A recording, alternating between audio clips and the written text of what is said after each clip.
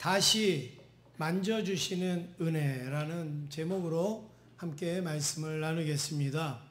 오늘 이 본문의 이 말씀은 마가복음 7장에 나와 있는 에바다 사건의 말씀과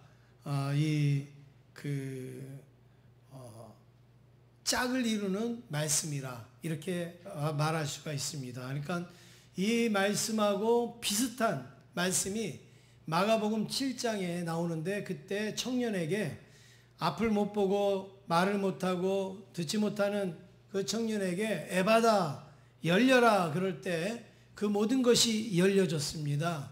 그 사건하고 오늘 이 본문하고는 거의 비슷한, 오늘도 한 사람이 나오는데 앞을 못 보는 사람이 나옵니다. 그 사람의 눈을 열어주시는 그런 사건이 나옵니다. 그래서 마가복음 7장과 오늘 이 8장의 말씀이 한 짝을 이룬다라고 보여주고 있는데요. 오늘 저와 여러분이 말씀을 통해서 하나님이 우리를 늘 만져주시기를 주의 이름으로 축원합니다. 또 한 번만이 아니라 다시 만지시고 또 만지시고 계속 만지시는 은혜가 있기를 원합니다. 우리 가운데 오늘 말씀을 듣는 가운데 혹시 여러분 하나님의 손길이 필요하고 하나님의 간섭이 필요하고 그리고 하나님의 치유와 하나님의 회복의 은혜가 필요하신 분은 오늘 이 말씀이 또 여러분들에게도 임하게 될 줄로 믿습니다. 그 기대와 확신을 갖고 말씀을 나누기를 원합니다. 첫 번째는 데려오는 사람들이 나오고 있습니다. 이제 예수님이 지금 벳세다라는 곳을 지나가시는데 많은 사람들이 거기에 있었습니다. 그때 예수님에게 그 한 사람을 데리고 나오는 그 여러 사람들이 있었습니다. 22절 같이 읽겠습니다. 시작.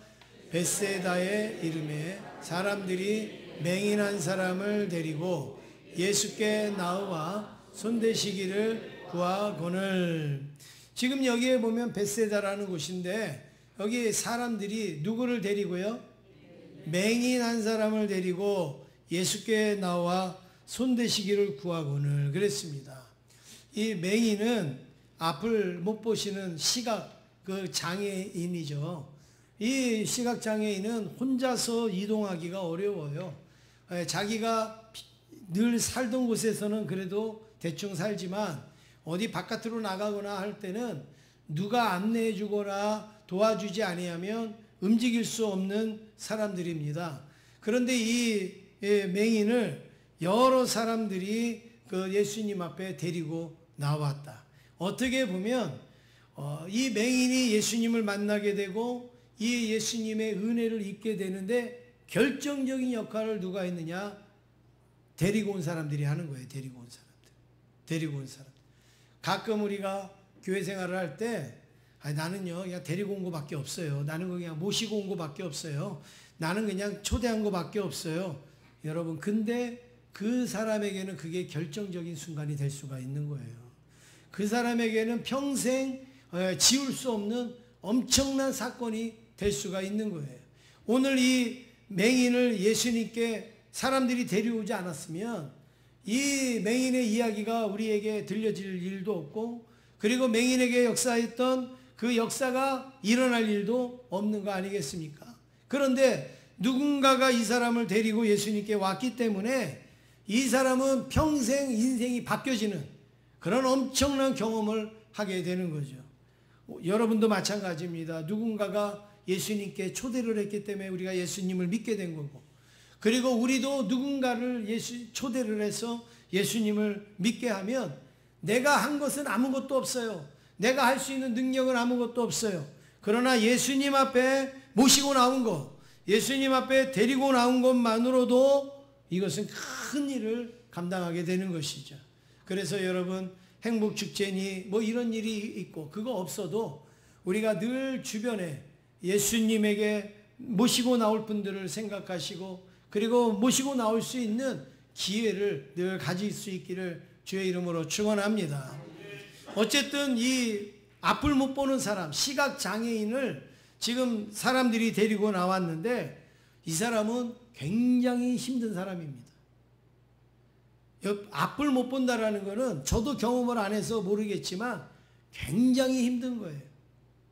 너무너무 힘든데 어느 정도로 힘든가? 어느 할머니가 계셨습니다. 이 할머니는 7살 때 어떤 장애로 인하여서 그 시력을 잃어버렸다고 합니다. 7살 때 어떤 병이 왔는데 그 병으로 인하여서 전혀 앞이 안 보이는 그러한 이제 시력을 잃어버리는 그런 병을 얻었는데 이제 수십 년을 살다가 캄캄함 속에서 늘 빛을 잃고 이 할머니는 살았는데 얼마나 오랜 동안 그렇게 살았으면 집에서 무슨 일을 하는데요. 능수능란한 거예요. 가스불에 가서 가스도 착 켜고 그리고 뭐 텔레비전도 켜고 청소도 하고 이것저것 하는데 너무너무 앞을 못 보신다는 분이 너무 자연스럽게 하시는 걸 보고 그 옆에 있는 사람이 이렇게 이야기했다고 합니다. 할머니는 아무것도 불편한 게 없으시네요. 능수능란하게 아주 생활을 잘 하시네요. 너무너무 아주 자연스럽게 잘 하십니다. 이렇게 이야기를 하니까 이 할머니가 그 말에 이어서 이렇게 얘기했다고 합니다. 나는 소원이 하나 있습니다. 소원이 하나 있습니다. 이제 연세 다 돼가지고 이제 얼마 남지 않으신 분이 소원이 있대요. 그래서 이 소원이 뭔가 들어봤더니 나는 앞을 보는 게 소원입니다. 앞을 보는 게 소원입니다. 평생 앞을 못 보고 살아서 아주 앞을 보는 사람처럼 능수능란하게 하고 싶은 거 다 하고 집에서 그렇게 지내지만 그분의 소원은 앞을 보는 거였어요. 여러분 그 말이 뭔지 아세요? 앞을 못 보는 거는 그만큼 힘들다는 거예요. 그만큼 어렵다는 거예요. 그만큼 고통스럽다는 거예요. 왜냐하면 여러분 앞을 못 보는 거는 불편해서가 아니에요. 앞을 못 보는 게 힘든 게 왜 그런가? 우리들도 경험을 안 해서 모르지만 이 앞을 못 보는 사람이 힘든 거를 이렇게 얘기하는 사람이 있습니다. 왜 힘드냐? 앞을 못 보는 사람이 왜 힘드냐? 불확실하기 때문에 힘들다. 불확실하기 때문에. 내가 지금 이걸 가야 되는지, 내가 멈춰야 되는지, 애가 앉아야 되는지, 내가 일어서야 되는지, 내가 이걸 잡아야 되는지, 이걸 놔야 되는지, 앞에 지금 어떤 일이 있는지, 어떤 상황인지 모든 게 다 불확실하잖아요. 그러니까 앞을 못 보는 사람이 힘들다는 거예요. 그냥 앞을 못 봐서 답답하고 이래서 그래서 힘든 게 아니라 모든 삶이 불확실하다는 거예요. 내가 걸어야 되느냐 말아야 되느냐, 먹어야 되느냐 말아야 되느냐. 음식을 먹어도 이게 어떻게 생긴지도 모르고 이게 어떤 모양인지도 모르고 이게 맛있을지 없을지도 모르는 가운데서 음식을 먹어야 돼요. 모든 행동을 짐작해야 되는 거예요. 짐작. 여기에 마이크가 있나? 여기에 계단이 있나? 여기에 뭐가 있나? 모든 거를 짐작해야 돼요. 심지어는 잘 때 두루놓는 그 순간에도 짐작해서 두루놓아야 돼요. 그게 힘들다는 거예요. 그게 힘들다는 거예요. 앞을 못 보는 분만 그렇겠습니까? 우리의 삶에 몸이 아프신 분들, 질병을 가지신 분들, 또 문제가 있는 분들, 이 모든 분들도 전부 다 이런 똑같은 경험을 하는 거죠. 내가 언제 나을지 모르고, 내가 언제 좋아질지 모르고, 내가 언제 회복될지, 내가 언제 마음껏 살아갈지 그걸 모르기 때문에 굉장히 힘든 것이죠. 그런데 지금 그렇게 힘든 사람, 그렇게 어려운 사람을 예수님께로 데리고 온 거예요. 얼마나 귀한 일입니까? 얼마나 감사한 일입니까? 여러분, 그 예수님 데리고 오는 거, 모시고 오는 거, 그거 하찮게 얘기하는 분들이 많이 있습니다. 그렇지 않습니다. 그분에게는 그게 평생에 잘한 일이 될 수가 있는 거예요. 평생에 복된 일이 될 수가 있는 거예요. 평생의 인생을 바꿔놓는 그런 계기가 될 수가 있는 겁니다. 지금 보세요. 이 앞을 못 보는 사람을 이렇게 데리고 나오지 않습니까? 그리고 예수님께로 나왔어요. 어떤 문제가 있어도 어떤 일이 있어도 예수님께 나오면 은혜가 있을 줄로 믿습니다. 은혜를 주실 줄로 믿습니다. 오늘 이 말씀을 가지고 다시 한번 확신을 가지시길 원합니다. 그래서 예수님도 요한복음 7장 37절에 이렇게 말씀하고 있습니다. 같이 읽겠습니다. 시작.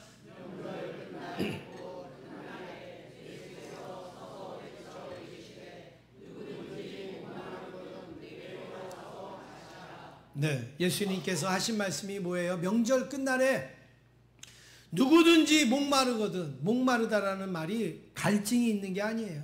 목마르다는 게 물을 먹고 싶다라는 게 아니에요. 인생에 문제가 있고 내 질병에 문제가 있고 그리고 내 삶에 어려운 일이 있고 그리고 내 영혼에 문제가 있는 사람들을 다 가리켜서 뭐라 그러는 거예요? 목마른 자라는 거예요. 목마른 자. 갈증이 있는 자, 갈급한 자, 그 사람들은 다 누구에게로 오라고요? 내게로 와라. 그런데 내게로 오는데 스스로 올 수 없으니까 어떻게 와요? 누가 데리고 와라. 누가 모시고 와라. 누가 좀 인도해라. 이렇게 예수님이 말씀하지 않습니까? 그럼 내게로 와라. 그러면 내가 영원히 목마르지 아니하는 물을 주리라. 우리가 해결할 수 없는 문제를 주님께서 해결해 주신다고 말씀하고 있습니다. 오늘 저와 여러분들이 목마른 자 되기를 주의 이름으로 축원합니다. 예수님의 해결함을 얻기를 원합니다. 그리고 예수님을 만나기를 원합니다. 그리고 우리 주변에도 아직 목마른 사람들, 아직 갈급한 사람들, 치료를 받아야 되고 은혜를 입어야 되고 그리고 구원을 받아야 되고 힘을 얻어야 되는 사람들, 문제가 있는 모든 사람들을 주께로 나올 수 있기를 간절히 원합니다. 두 번째로 예수님이 고치십니다. 예수님은 무조건 나에게 와라, 내게로 와라 그렇게 말씀하시는 분이 아니에요. 대책도 없고 그리고 능력도 없으면서 예수님께로 와라 그러시는 분이 아닙니다. 23절 함께 읽겠습니다. 23절입니다. 시작.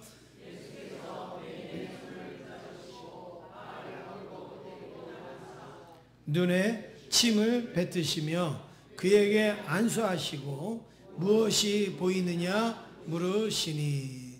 지금 예수님께 온 이 시각장애 맹인은 지금 예수님께서 이제 이 맹인을 만나십니다. 그런데 여기에 보면 다른 장면들도 많잖아요. 예수님이 안진 맹인을 만나는 장면도 있고 문둥병을 만나는 장면도 있고 뭐 귀머거리 뭐 귀신 들린 사람 뭐 이런 많은 사람 만난 장면이 나오는데 오늘 장면은요 좀 다릅니다. 다른 때하고 좀 달라요. 다른 때하고는 조금 모습이 좀 다릅니다. 어떨 때는 예수님께서 네 하인이 나왔다 그러니까 집에 있는 하인이 낫기도 하잖아요. 그리고 안진뱅이 보고 일어나 그러니까 일어나기도 하잖아요. 뭐 예수님이 이렇게 말씀으로도 낫게 하시고 뭐 하시는데 오늘 말씀에 보면 여러 가지 모습이 나옵니다. 예수님의 여러 가지 모습. 그 23절에 어떤 모습이 나옵니까? 예수께서 맹인의 뭘 잡으셨어요? 손을 탁 잡으셨어요. 맹인의 손을 붙잡으시고 그리고 끝난 게 아니에요. 어디로 가셨어요? 마을 밖으로 데리고 나갔어요. 마을 밖으로. 한참을 손을 잡고 예수님이 데리고 나간 거예요. 앞을 보는 사람 같으면 그냥 쑥쑥쑥 나가면 되지만 앞을 못 보는 사람은 어떻게 합니까? 조심조심 그 사람을 데리고 마을 밖으로 나가야 되는 거예요. 그리고 또 특이하게 눈에다가 뭘 뱉으셨어요? 침을 뱉으셨어요. 그리고 또 어떻게 해요? 안수하셨다. 안수를 하셨다. 지금 여기에 보면 예수님이 여러 동작이 나오잖아요. 여러 행동이 나오고 그런 모습이 나오지 않습니까? 어떤 분들은 이런 걸 가지고 이렇게 해석하는 분이 있어요. 예수님의 침에 효능이 있다. 그래갖고 예수님의 침에는 우리에게 없는 어떤 효능이 있어서 그걸 탁 눈에 바르니까 거기서 눈에서 막 이렇게 해갖고 좋아졌다. 맞습니까? 말도 안 되는 소리예요. 말도 안 되는 소리예요. 그리고 또 반대로 예수님은 이 사람을 무시해가지고 그냥 그 사람을 막 눈에 안 보인다고 막 침도 뱉고 막 물을 적셔서 해도 되는 걸 막 더러운 침을 뱉어갖고 그리고서 막 고쳐줬다. 예수님은 굉장히 사람을 인격적으로 무시하는 분이다. 막 이렇게 해석하는 극단적인 사람들도 있어요. 그런데 오늘 이 말씀은 그런 말씀이 아닙니다. 예수님이 이 앞을 못 보는 이 사람의 눈을 고쳐주시기 전에 이 사람의 마음을 만져주시고 이 사람의 심령을 만져주시고 이 사람에게 확신을 주시고 이 사람에게 믿음을 주시고 따뜻함을 주시고 은혜를 먼저 주시고 있다라는 것을 우리는 볼 수가 있는 거예요. 그냥 야, 네 눈이 나았다, 너가 앞에 보이느냐, 그래도 예수님 얼마든지 하실 수 있어요. 그렇죠? 네. 예수님 얼마든지 아무런 동작을 안 해도 예수님 고치실 수 있어요. 말씀을 안 해도 고치실 수가 있어요. 왜냐하면 성경에 보면요, 예수님하고 상관없는 사람이 와갖고 예수님 옷자락 한번 만졌는데 나았어요, 안 나았어요? 나았잖아요. 그러니까 예수님이 손을 대느냐 뭘 하느냐 뭐 하느냐, 여러분 그런 게 아닙니다. 사람은 그렇게 해야지 뭐 할 수 있는다 할지라도 예수님은 아니에요. 예수님은 생각으로도 고칠 수가 있고, 예수님은 마음만 가져도 고칠 수가 있고, 예수님은 손을 잡아도 고칠 수 있고, 예수님은 어떤 모습으로도 치료하시고 회복시켜 주실 수가 있는 분이십니다. 그런데 오늘 예수님은 불필요한 동작 같은 걸 여러 개 했어요. 손을 잡는다든지, 아니면은 마을 바깥으로 데리고 나간다든지, 아니면 침을 뱉는다든지, 안수를 한다든지, 다른 사람에게는 하나도 안 하던 일을 예수님은 지금 세뇌의 동작을 이 사람에게 행하고 있습니다. 여러분, 그게 어떤 의미인지 아십니까? 바로 그거예요. 지금 앞을 못 보는 사람, 아까도 제가 힌트를 드렸지만 앞을 못 보는 사람이 제일 힘든 게 뭐예요? 뭐라고 그랬어요? 불확실함. 이게 뭔지 불확실한 게 제일 힘든 거예요. 그러니까 이 마음속에요, 늘 불확실함과 또 때로는 의심과 불안과 이런 게 이 사람에게 있죠. 그때 예수님 앞에 예수님 앞에 한번 가보자. 그러면 예수님이 고쳐주신대. 이 사람은 예수님 앞에 올 때까지도 불확실함으로 왔을 거예요. 평생을 그렇게 살았으니까. 그런데 예수님 앞에 세워놓고 야, 예수님 앞에 왔어. 그랬는데 그 사람 불확실함이 어떻게 해결될까요? 예수님이 손을 탁 잡아주니까, 아, 진짜 예수님이 내 손을 잡아주시네. 여러분, 얼마나 이 마음이 평안했겠어요. 얼마나 따뜻했겠어요. 그런데 예수님이 우리 저 마을 바깥으로 나가자. 그리고 사람의 손을 잡고 마을 바깥으로 싹 이렇게 안내를 해서 나가요. 그때 그 나가는 순간 이 앞을 못 보는 사람의 마음이 어떻겠어요? 얼마나 따뜻함과 그런 은혜와 평안함과, 아니 그냥 고쳐만 주시면 되는데, 아니 이렇게 친히 손을 잡고 친히 나를 이끌고 나가신다고? 그 마음에 벌써 감동과 은혜가 있는 거죠. 지금 예수님께서 얼마나 복잡한 삶, 얼마나 지금 분주한 지금 상황인지 이 사람이 다 귀로 듣고 다 느껴서 알잖아요. 근데 자기 하나를 위해서 손을 잡고, 그리고 마을 바깥으로, 그리고 나가시고, 그 다음에는 어떻게 해요? 눈에다가 침을 뱉고 바르셨어요. 여러분, 이거는 더러운 게 아니에요. 침을 뱉었다 그랬잖아요. 바른 게 아니라 뱉었다. 뱉는다라는 건 어떻게 뱉어요? 소리가 나는 거예요. 소리가. 이렇게 뱉어야 되는 거예요. 그냥 어떻게 뱉습니까? 침을 뱉을 때 퇴하고 이렇게 소리가 나요. 그러면 이 앞을 못 보는 사람은 침을 뱉고 있구나, 예수님이 내 눈에다가 지금 침을 뱉으시는구나, 이거를 알 수 있지 않습니까? 여러분, 그거는 더러운 게 아니에요. 지저분한 게 아니에요. 예수님이 가장 이 사람을 향하여서 따뜻한 사랑의 표현을 지금 침을 뱉는 거예요. 왜냐하면 옛날에 어렸을 때 약도 없고 병원도 없고 그랬을 때 어린이 아이들이 다치거나 문제가 생기면 대부분은 엄마나 할머니가 뭐 했어요?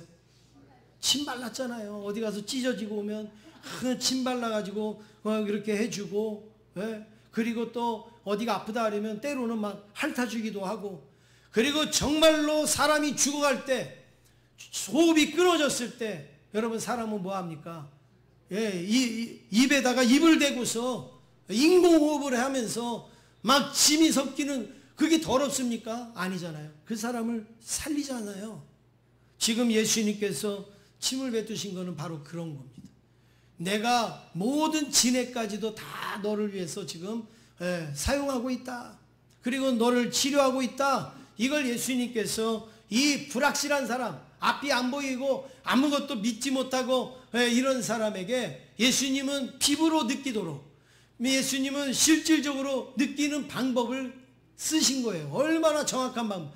말로 100마디를 해봐. 야, 내가 너 고칠 테니까 믿어. 알았지? 나만 믿고 있어. 100번을 말해도 이 사람에게는 불확실함은 가시지가 않는 거예요. 그런데 손을 잡아주신다. 그리고 이끌어주신다. 그리고 침을 발라주신다. 그리고 기도를 해주세요. 안수를 해주세요. 그때에 이 사람은 어떤 이 눈이 열려지기 전에 벌써 이 마음이 열려지는 거예요. 마음이. 심령이 열려지는 거예요. 심령. 그 예수님은 그 마음을 만지시는 것이죠. 그리고서 예수님이 물어봅니다. 야, 뭐가 보이느냐? 그럴 때 이 사람이 24절에 이렇게 말합니다. 같이 읽겠습니다. 시작. 쳐다보며 이르되 사람들이 보이나이다. 나무 같은 것들이 걸어가는 것을 보나이다 하거늘. 지금 이 사람이 엄청난 고백을 하고 있습니다. 예수님께서 쳐다보면서 보이느냐 그랬더니 사람들이 보입니다. 그런데 사람들이 정확히 보이지 아니하고 뭐같이 보인다고요? 네, 나무 같은 것들, 나무같이 생긴 이 사람들이 어른어른거립니다. 왔다 갔다 하는 게 보입니다. 이렇게 이야기를 하고 있습니다. 사람하고 나무하고 이게 뭐가 비슷한가 생각이 들겠지만 군대를 다녀오신 분은 이걸 이해하실 수 있습니다.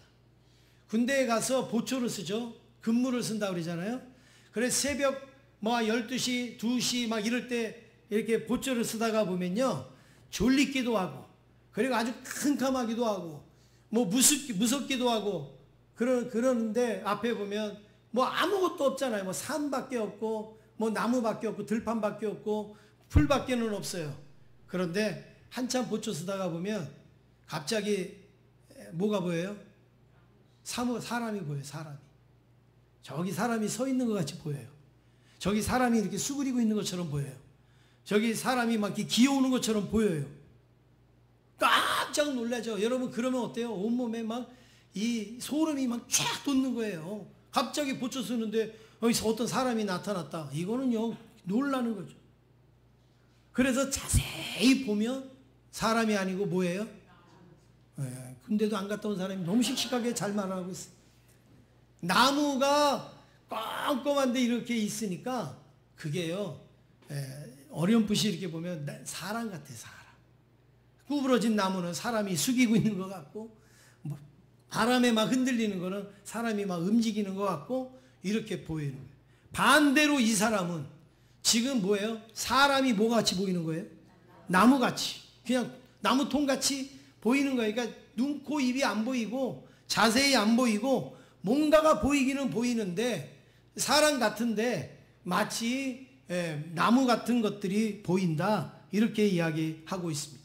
여러분 이 고백이 놀라운 겁니다. 이 고백이. 아유 잘 보이지도 않는데요 목사님. 지금 눈도 구분이 안 가고 사람인지 나무인지도 구분이 안 가는데 뭐가 이게 귀한 겁니까? 왜 귀하냐? 아무것도 안 보이는 사람이 흐릿하게 보인다는 건 가능성이 열렸다는 얘기입니다. 믿습니까? 아무것도 안 보이는 사람이 나무인지 사람인지가 보였다는 것은 가능성이 열린 거예요. 가능성이 열렸다는 것은 가능성이 이루어질 수도 있는 말씀인 거죠. 가능성이 현실이 될 수 있는 거죠. 그래서 히브리서 거기에 11장의 말씀에 보면 뭐랍니까? 믿음은 보이지 않는 것들의 실상이요 보는 것들의 증거라 그랬잖아요. 가능이 없어요. 가능이 없어요. 그런데 믿음으로 보면 가능해요. 믿음으로 보니까 그게 현실로 이루어졌어요. 여러분 그게 믿음이에요. 지금 예수님께서 손을 잡고 그리고 바깥으로 나가서 침을 뱉고 안수해 주니까 전혀 가능성이 없었던 사람이 뭐예요? 가능성이 열린 거예요. 뭔가가 조금 모여진 거예요. 그것은 앞으로 더 좋아질 수도 있다라는 말이고 완전히 좋아질 수도 있다라는 그런 하나님의 메시지입니다. 그 메시지를 여러분 믿고 의지하시기를 바랍니다. 가끔 제가 목회하다가 보면 여러분 아픈 성도들 많이 만나잖아요. 힘든 성도들 많이 문제가 있는 성도들 많이 만나잖아요. 그래서 기도하면서 물어봐요. 가끔 요즘은 어떻습니까? 요즘은 어떻게 됐습니까? 그러면 뭐 이래요. 아유, 조금 나아진 것 같은데 아유 뭐 그냥 그래 그냥 그래요. 저는 거기서 조금 나아진 것 같은 데를 저는 더 크게 봅니다. 조금 나아진 건 은혜 아니에요? 조금 좋아진 거 여러분 감사 아니에요? 더 큰 가능성이 된 거 아니겠습니까? 네. 그러면 그걸 우리가 믿어야 되는데 조금 나아진 것은 아무것도 아니고 지금 힘든 거 가지고 얘기하는 거예요. 지금 아픈 거 가지고 얘기를 해요. 예전에 내가 처음에 아팠을 때는 이만큼 아팠는데 지금 이만큼밖에 안 아프다 그러면 여러분 이만큼 나아진 게 하나님의 은혜지 않습니까? 그러면 앞으로도 더 나아지고 좋아지지 않겠습니까? 지금 내 문제가 처음에는 막 잠도 못 자고 처음에는 막 너무너무 힘들었고 그랬는데 지금 내가 어느 정도로 감당할 정도가 됐어요. 그러면 여러분 은혜 아닙니까?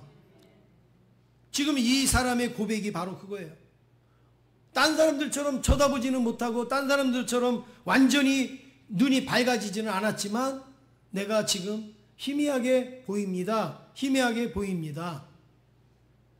그 이야기는 가능성을 열어놓으신 주님께서 가능성을 이루게 하신다는 말씀입니다. 가능성을 보여주신 하나님이 완성케도 하시는 하나님이라는 것을 우리는 믿을 수 있어야 되는 거예요. 예수님은 이 사람에게 어떻게 하시는가? 우리 인생의 내 문제를 해결할 수 있는 분은 바로 예수님입니다. 지금 이 사람에게 가능성을 주신 분이 누구예요? 누구예요? 예수님이잖아요. 예수님이에요. 그러면 그 가능성을 완전히 해결하여 주실 분도 누구예요? 예수님. 믿습니까? 이 사람의 문제가 아니라 오늘 저와 여러분의 문제도 주님께서 가능성을 열어주시고 회복시켜 주실 줄로 믿습니다. 때로는 한 번에 해결해 주실 수도 있고 때로는 점점 좋게 해 주실 수도 있고 때로는 여러 가지 방법과 일들을 통해서 해결하여 주실 수 있을 줄도 믿습니다.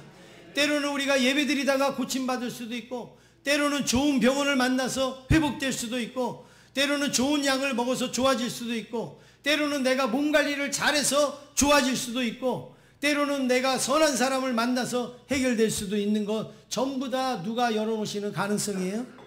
예수님이 열어놓으시는 가능성입니다. 지금은 확실히 보이지 않습니다. 그런데 여러분 못 보는 거하고 조금 보이는 거하고는 이거는 엄청난 차이예요. 엄청난 차이. 그리고 조금 보는 것보다 확실히 보는 거는 더 엄청난 차이죠. 우리의 신앙 속에 여러분 이런 믿음을 가지고 하나님께서 내 손을 만져주시고 그리고 나를 이끌어주시고 나와 함께 하시고 내 문제에 관여하시면 주님께서 내 문제를 해결하여 주신다라는 확신을 갖기를 주의 이름으로 축원합니다. 나는 안 되지만 누구는 하세요? 예, 하나님은 하십니다. 나는 안 되지만 예수님은 하시는 거예요. 마지막으로 세 번째, 우리가 지금까지만 살펴봐도 괜찮아요. 지금까지만 살펴봐도 안 보는 것보다 조금이라도 보이고 더듬더듬이라도 할 수 있으면 얼마나 감사합니까? 예, 옛날보다 그래도 조금 나아졌으면 얼마나 더 귀합니까? 이것을 믿음으로 여기면 이것만으로도 우리는 감사하게 여길 수가 있는 거죠. 그런데 여기에 또 3번이 있습니다. 3번. 세 번째, 다시 만지시는 예수님이 나옵니다. 25절 함께 읽겠습니다. 시작.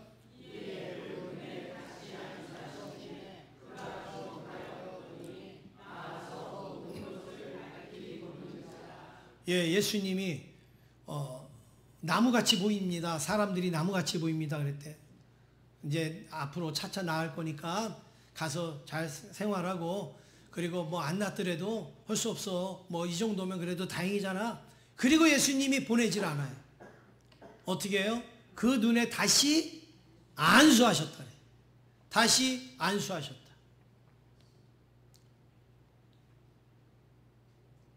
그랬더니 이 사람이 어떻게 합니까? 눈이 밝아졌다 그랬어요. 눈이 밝아졌다. 예수님이 능력이 없어서 처음에는 희밋하게 보이다가 또 두 번째 하니까는 잘 보이고, 그게 아니에요. 지금 제가 이 말씀을 읽으면서 깨달은 것은, 예수님은 고치시는 거는 문제도 아니에요. 일도 아니잖아요. 그런데 왜 예수님이 또 다시 안수를 하시고 다시 안수하니까 왜 눈이 밝아지고 했는가? 저는 이 사람의 마음까지도 고쳤다고 생각을 하는 거예요. 예수님. 그동안 불확실함 속에서 살았던 이 사람의 마음에 예수님께서 한번 가능성을 보여주시고 또 완전히 밝게 보이게 해주시는 이 놀라운 사랑을 예수님이 보여주심으로 인하여서 주님에 대한 이 확실함, 역시 예수님은 내 문제를 해결하시는구나, 예수님은 내 문제를 고치시는구나. 보세요. 내가 눈이 안 보일 때 예수님이 안수했어요.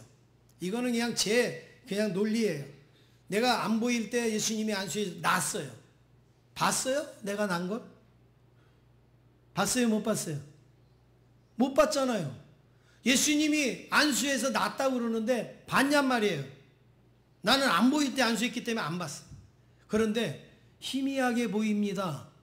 흐릿하게 보입니다. 그래? 그럴 때 예수님이 다시 안수할 때 보였을까요? 안 보였을까요? 보였죠. 아, 이분이 내 손을 잡았구나. 이분이 나를 성 밖으로 이끌고 나갔구나. 이분이 내 눈에다가 침을 바르신 분이구나. 이분이 안수하신 분이구나. 그랬는데 내가 이렇게 보이게 되고 이분이 또 다시 안수해 주시는구나. 여러분, 그때의 이 사람에게 오는 확신과 은혜는 얼마나 컸을까요? 예수를 믿으면서도 불확실한 사람 많아요. 예수를 믿으면서도 예수님이 하셨습니다, 예수님의 은혜입니다, 예수님이 고쳤습니다, 예수님이 해결했습니다 라고 말을 해도 사실은요 불확실한 성도들 많이 있어요. 그때 내가 약을 잘 먹어서 그랬나? 그때 뭐 내가 수술을 잘 받은 건가? 예수님이 했다라고 말은 하지만 나중에 가보면 그게 흐릿해지는 경우가 많이 있습니다.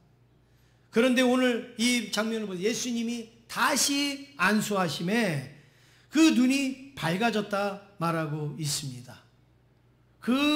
이 불확실한 사람에게 더 큰 확신을 주기 위해서 예수님이 그렇게 행하신 것이죠. 그 사람을 위해서 그렇게 한 거예요. 예수님이 야 이거 한 번 가지고 안 되네, 두 번 해야 되겠네, 세 번 해, 그게 아니에요. 그 사람의 확신을 위하여서 예수님은 다시 안수해 만져주시고 안수하셨다라는 거예요. 여러분, 여기에 큰 은혜가 있습니다. 무엇이냐? 예수님은 단번에 해결해 주시기도 하시고 차차 해결해 주시기도 하시고, 예수님은 순간에 문제를 해결해 주시기도 하시고 점진적으로도 해결해 주실 수 있고, 우리의 생각과 방법과 그리고 예측하고는 전혀 상관없이 주님께서는 일을 이루시는 주님이라는 것을 믿으시기를 원합니다. 제사장에게 가서 보여라. 낫지도 않았는데 뭘 보입니까?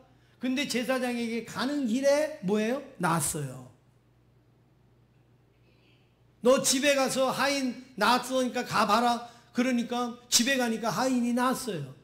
예수님이 고치시고 문제를 해결하시는 이 모습은 너무나도 다양한 겁니다. 우리 주님이 우리 집에 안 가셔도 우리 집에 하인이 말씀만 하시면 나을 수 있습니다 라고 믿는 사람에게는 그래 가라 그러면 나았다, 그 사람에게는 그렇게 말씀해서 고쳤단 말이에요. 다시 말해서 예수님은 치료를 해주셔도 문제를 해결해 주셔도 그 사람에게 맞게, 그 사람에게 필요하게, 그 사람이 해결할 수 있는 방법으로. 어떤 교회는 그 교회마다 성격이 다 다른데요.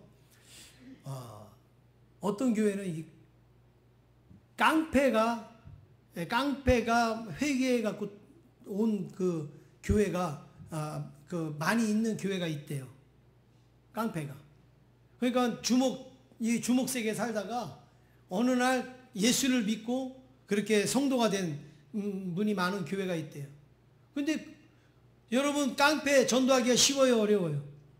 어렵죠. 깡패 대하기가 힘들죠. 그래서 웬만한 교회에서는 깡패 전도해도 막 성도들이 아유 오지 말라고 그러는 교회도 있고 막 무섭다고 그러는 교회도 있고, 그리고 뭐 웬만하면 전도도 안 되고 깡패한테 앉혀놓고서 막 말씀을 전하고 그래도 자기 성질에 못 이겨서 못 견디고 이러는 분들이 많아요. 근데 그 교회는 어떻게 이렇게 깡패가 많이 정착을 할까? 그 교회는요, 그 목사님이 왕년에 더 큰 깡패였어요. 그래갖고 뭐 하다가 말 안 들으면 너희들이 나와. 그래갖고 뒷골목에 가갖고 한번 맛을 보여주는 거예요. 까불래? 그러면은요, 깡패는요, 주목의 은혜를 받는데요. 우리는 주목하면은 무섭잖아요. 그런데 깡패는 그 세계에 살던 사람들은요, 이 주목의 의리를 느끼고 주목의 은혜를 받는 거예요. 와, 이 목사님이 나를 사랑하니까 이렇게 주먹으로 때리는구나. 그리고서 거기서 회개하고 확 변화되고, 그래갖고 또 다른 깡패한테 야 너도 은혜 받으러 와. 그래갖고 또 목사님한테 한 대 얻어맞고. 요즘은 뭐 그런 교회가 없지만 옛날에는요 진짜 그런 교회들이 있었어요. 비슷한 경험을 하는 거예요. 비슷한 경험을 하는 거예요. 그 사람에게 맞는 방법이 있는 거예요. 그 사람한테 아무리 대학교 박사학위를 받은 목사님이 막 설교를 하면 은혜 못 받아요. 그런데 그냥 너 똑바로 안 살래? 그리고 주먹 한번 하면 그게 은혜로 오는 거예요. 이 사람은. 제가 왜 이런 말씀을 드리냐, 예수님도 많은 사람들을 대할 때, 전도할 때 그 사람에게 맞는 방법을 쓰시는 거예요. 그 사람에게 맞는 방법. 불확실한 사람한테는 계속 확신의 모습을 보여주시면서 예수님은 그 사람을 치료하시는 것이죠. 사도 바울도 전도할 때에 무작정 전도하지 않았어요.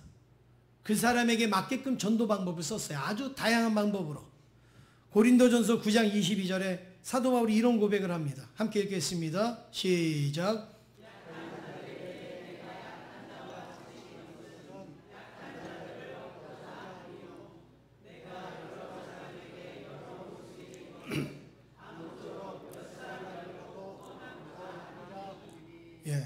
저는 이 사도 바울의 이 모습이 너무 귀합니다.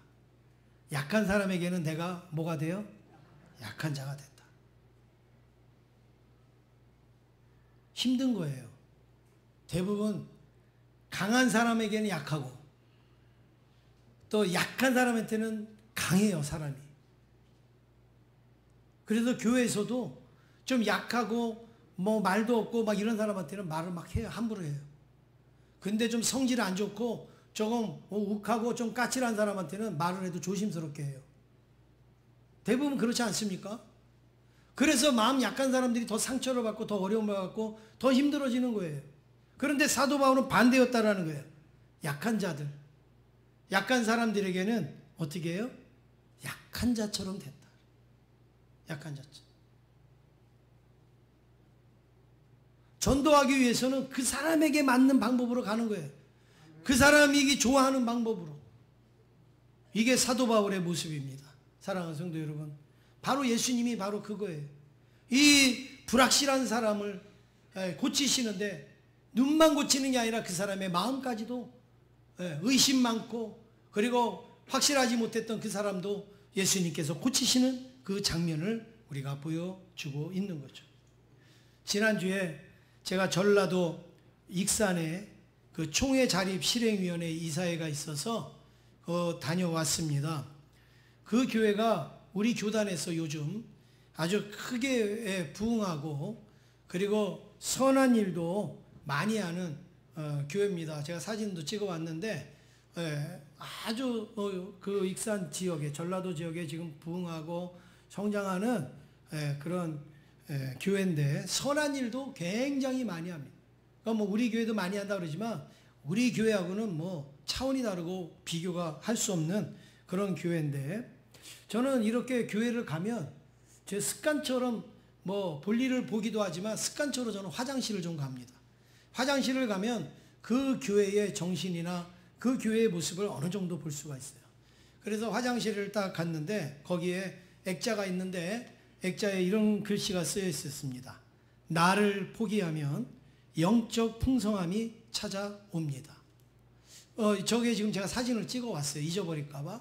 그런데 거기에 눈에 확 띄는 저 단어가 있는 거예요. 나를 포기하면, 나 자신을 포기하면 영적인 풍성함이 찾아옵니다.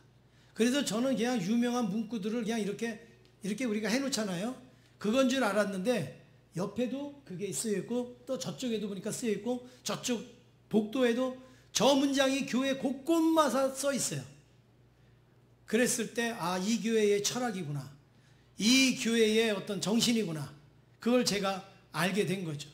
근데 저 말이 성경 말씀도 아니고 저 말이 무슨 어떤 유명한 그런 사람의 말도 아닌데 정말 저 교회가 왜 부흥을 하는 교회고 선한 일을 하고 왜 대형 교회가 됐는지를 바로 알게 해주는 그 문구가 저 문구더라.